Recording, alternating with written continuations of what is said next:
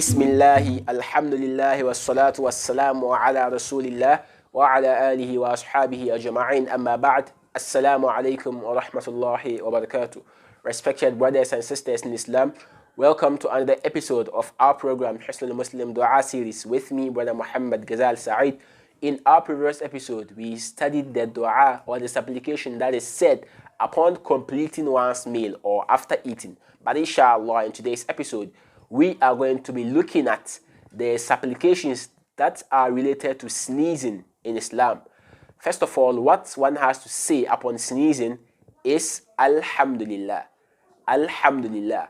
And the closest companion or friend should reply by saying Yarhamukallah.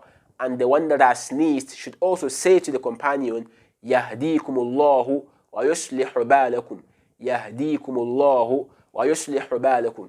It is narrated in Sahih al-Bukhari that the Prophet Muhammad sallallahu alaihi wasallam told his companions that whenever one of them sneezes, he should say, all praise is for Allah.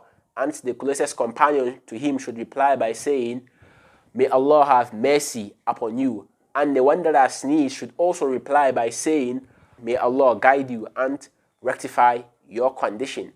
These are the supplications that are related to sneezing in Islam, and I entreat Muslim brothers and sisters out there to learn these supplications as they are very useful. This brings us to the end of this episode. Until next time, subhanakallahumma wa bihamdik, ashhadu an la ilaha illa anta astaghfiruka wa atubu ilayk. I'll be praying every day, I'll call, I'll make dua to you, oh yeah.